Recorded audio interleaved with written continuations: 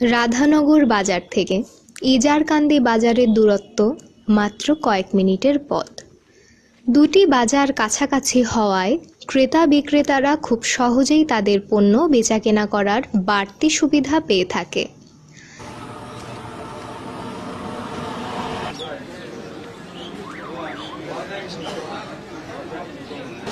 স্থানীয় কৃষকরা তাদের উৎপাদিত সবুজ শাকসবজি সেই কাকডাকা ভরে জমি থেকে সংগ্রহ করে বাজারে নিয়ে আসেন।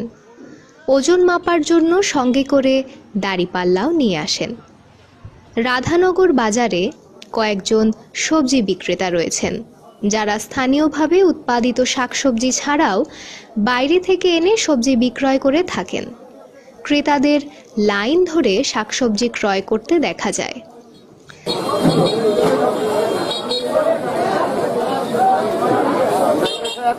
ইজারকান্দি বাজারের প্রধান সড়কের দুপাশে প্রচুর শাকসবজি পাওয়া যায়।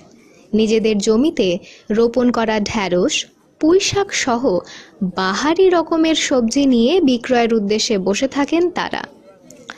এখানকার উৎপাদিত ঢ্যাঁড়স দেখতে যেমন কচি ও তরতাজা, খেতেও ভারী মজা।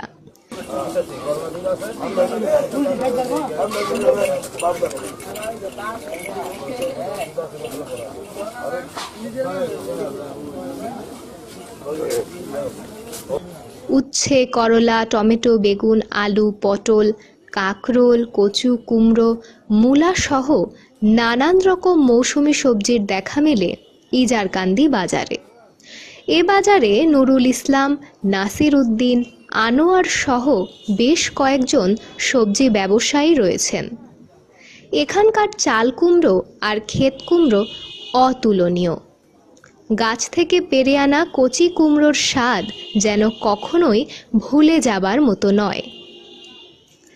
সবজি বিক্রেতারা পেঁয়াজ, রসুন, আদা সহ নানান রকমের মশলাপাতিও বিক্রয় করে থাকেন।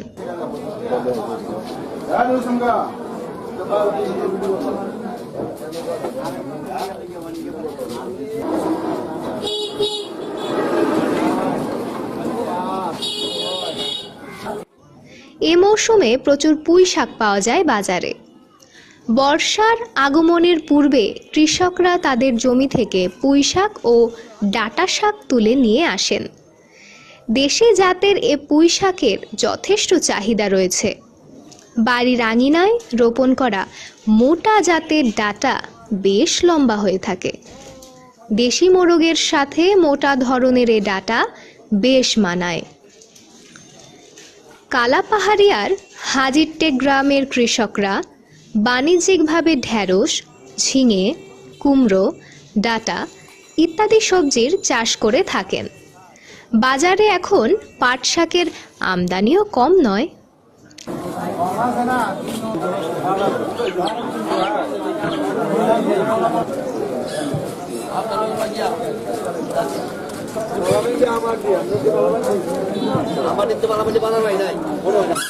রাধানগর বাজারের আব্দুল মতিন ও লেহাজ উদ্দিন সব ধরনের সবজির বড় ব্যবসায়ী। ক্রেতাদের চাহিদা অনুযায়ী 12 মাস তারা সবজি সরবরাহ করে থাকেন।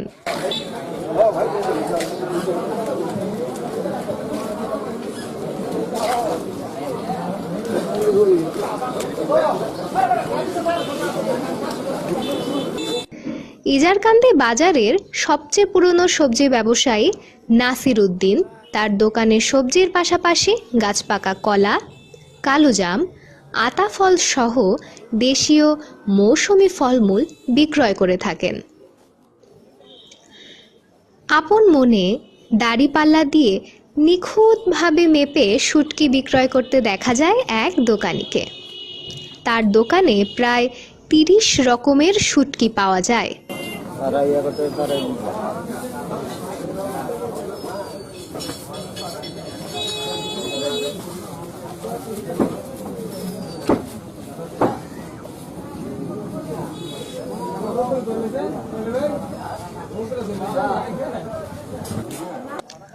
সকালবেলা ধোয়া ওড়ে এমন গরম পিঠা কার না পছন্দ। তা যদি হয় সর্ষে ভর্তা দিয়ে চিতল পিঠা, তাহলে তো কথাই নেই। বাজারে পিঠার দোকানগুলোতে পিঠা খাওয়ার ভিড় লেগেই থাকে। নদী ঘেরা কালা পাহাড়িয়ার মানুষের দৈনন্দিন জীবন শুরু হয় ভোর থেকেই, চলে সূর্যাস্তের আগ পর্যন্ত।